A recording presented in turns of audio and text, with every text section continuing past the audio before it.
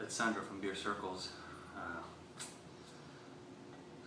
Finally, the end of the day, and let's do some reading. A couple of events from Portland, Oregon. I find myself with something interesting in my cellar from Oregon, and I get confused. This is Adam from the Woods, and I thought I had a Fred 2011, but it's Adam, Cherry Adam. And after a long day like today, really all I want to do is just lay back. Mr. Ponyman is giving me company. And it's just going to be me and him tonight. Wow, there's like zero carbonation on this. Pitch black. Wow. So I hope you all had a good weekend. I had a pretty good Father's Day weekend. Enjoyed myself. But I think it's time for me to have a little bit of a daddy time on this Monday night. Anyway, this is a Dog Cherry Adam from the wood, bottle condition, aged in, I believe, bourbon barrels, if I don't mistake. Typical, you know. Dog Brewing Company produces blah blah blah blah. I'll tell you here. I'll find more about it. Oh, this beer is made with Northwest hops, organic Pilsner malt, and variety of specialty grains. After fermentation, has aged with locally grown black cherries in bourbon cask for 15 months. The fruits lends a sweet tartness to the finish, melding with the wood and adding a new dimension of complexity. I guess so it is. So first thing I noticed is absolutely no carbonation, and I know this is pretty common with Dog barrel series. As I was watching Mr. Ryan, you know who he is, reviews about the Fred from the wood, which I thought is what I had, but it happens to be Cherry Adam 2011 bottle. The compliments of Mr. Eric Samuelson again. So, anyway, there's literally no head on this, no carbonation. I think it's perfect for an evening like this, where I'm just enjoying some beer literature and some time alone. My daughter is asleep. My wife is out having dinner with a friend. I said, cheers to you. Wow. I'm not right away cheers, because this is an intense smelling beer. The cherries are really predominant in the aroma, but they're really nicely blended with some oak, vanilla, and bourbon kind of character. It's like a sweet bourbon, like that really sugary, syrupy, thick bourbon type of character in it. And I mean, this is a pretty old bottle. It's a couple of years old. Thank you, Mr. Samuelson, again. It's gonna be a sipper. Like I said, perfect for the night.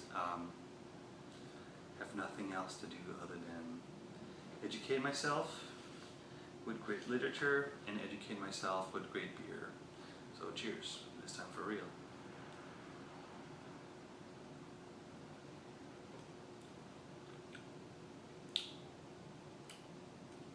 Wow. That is one unique beer. I'm taking a sip.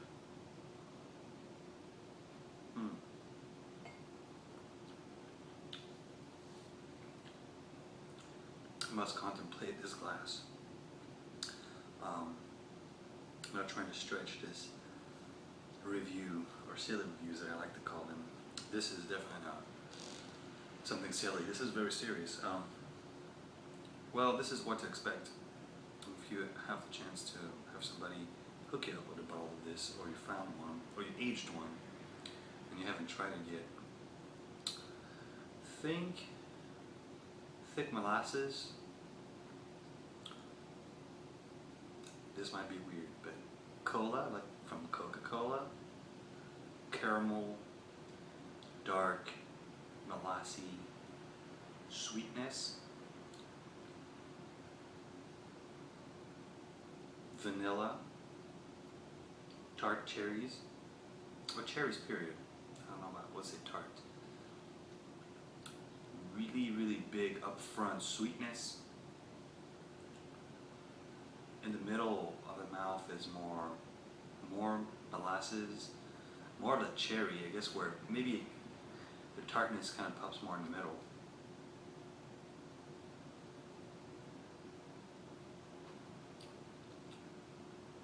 This is a liqueur. I'm gonna go ahead and say this is a liqueur, and I enjoy nice beverages of that sort. This is amazing in that sense of an after meal dessert. You need something unique to complement maybe chocolate mousse or some sort of pie, very sweet, with maybe a bread pudding on the side of ice cream, like vanilla ice cream, because the vanilla from the bourbon barrel will go really well with that, and the refreshing part of the ice cream. And this is a little bit cold for what it is. It's, I think, 10%, I believe, 10%, which you cannot detect whatsoever. There's no alcohol. There's alcohol legs, big alcohol legs on this. It's definitely something pretty strong, but it's not boozy. Obviously the sweetness is masking a lot of the alcohol in this. I see a little bit of bubbles on the side. You really get a little bit of them on the palate, but very, very subtle. There's almost no carbonation in this. Doesn't bother me. I know some people like their beer to be carbonated all the time. I've had a lot of sour beers that are not carbonated, which I think is fantastic. I had sour beers that are very carbonated, which is fantastic. I had stouts, very poor, like low carb, not poorly, very low carbonation on cask. It's fantastic, and it creates a very rich mouthfeel. Which hi, Mr. Newman. See you later. All right, guess it's just me now. Which is very silky. It's very rich and complex.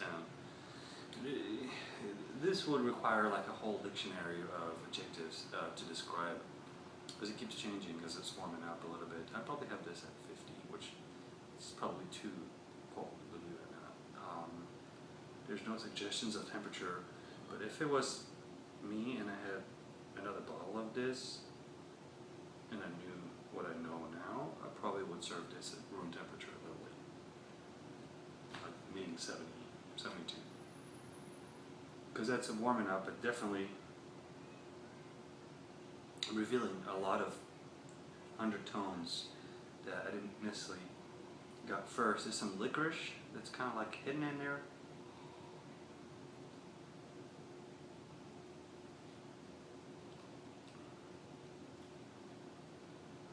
A little, like a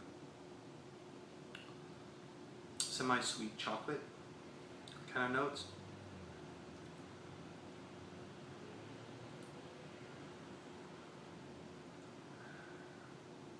Maybe some currants, or just straight up raisins, figs, a bunch of dry fruits that make this very, very, very rich and complex. But it really is like a symphony of flavors. I'm not going to go with the whole like spectrum of adjectives to describe this, other than what I've said. It's an amazing beer. Approach it with an open mind, and a perfectly conditioned to room temperature bottle, I think, will do great to this. And I wish I had something to pair it with right now. Like I said, maybe like a chocolate brownie, or you know, what would be great with this is a homemade, like I'm Italian, so I'll make a homemade tiramisu, like some coffee notes, like some. This has no roasty notes to it. It really is like pure sweetness and cherries and vanilla, bourbon, molasses, figs, resin. But if you had something with roastiness to balance kind of the astringency from the coffee in the tiramisu, would be lovely, because there's still creamy richness, which I think the cherry notes would pair really well with. I don't think I would go with anything else in the dessert with this. It's very much on the sweet side, and I don't think you could get a dish. I could be wrong, but I'm going to do some research and see if anybody else had dared to pair this with something else in dessert. But this is where I'm at tonight. I'm just going to enjoy myself and sip on it. I have really great literature from this festival, the Beer Week in Portland, Oregon, that was sent to me with the beer. No, actually, no, not with this beer. With another beer that I look forward to drink, which I'm not going to mention because I don't want to overshadow this amazing beverage. But yeah, this is what you do.